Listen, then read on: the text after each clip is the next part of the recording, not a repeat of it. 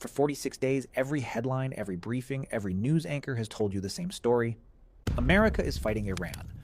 Warships in the Persian Gulf, bombs on Iranian cities, missiles on American bases, a blockade that started 2 days ago and is now choking off Iranian ports. Iran versus America. The simple version. Here's what that story is missing. 97% of the oil Iran is selling right now, every barrel, every tanker, every transaction is going to one country.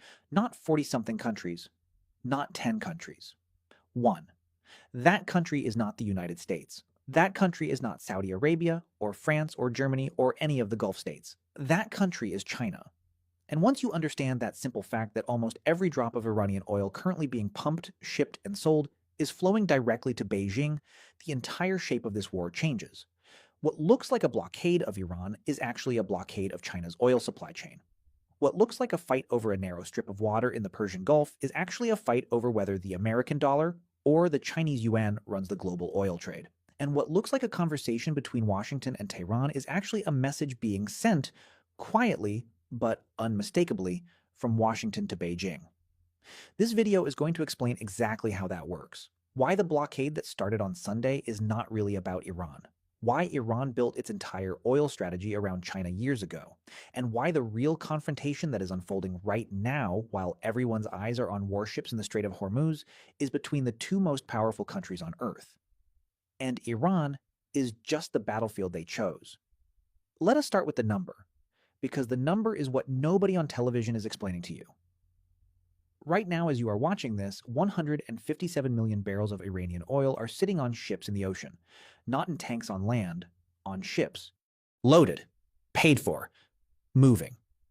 This information comes from a maritime tracking firm called Windward that uses satellite data to follow every major oil tanker on the planet. Of those 157 million barrels, 97.6% have a single destination: China. The other 2.4% goes to a small handful of other buyers who still take Iranian crude despite American sanctions. But practically speaking, Iranian oil is Chinese oil.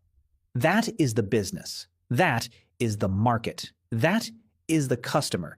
Think about what that means for a moment. Iran has been under heavy American sanctions for years. Ordinary buyers, European oil companies, Japanese refiners, Indian power plants, cannot openly purchase Iranian crude without facing American penalties.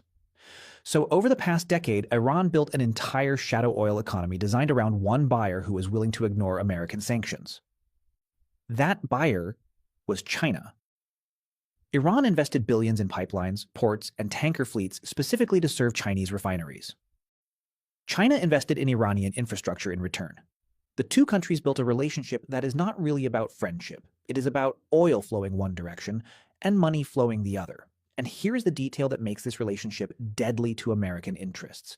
The money flowing from China to Iran is not in American dollars. It is in Chinese yuan, or sometimes in cryptocurrency, or sometimes in untraceable barter arrangements, anything except dollars processed through banks that answer to the United States government. For 50 years, the global oil trade has been conducted almost entirely in dollars. When Saudi Arabia sells oil to Japan, the transaction happens in dollars.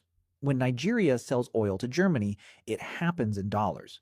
This is called the petrodollar system, and it is one of the reasons the United States has so much financial power over the rest of the world. Every country that buys oil needs dollars. Every country that needs dollars has to keep a relationship with American banks, and every American bank can be used as a tool of American foreign policy.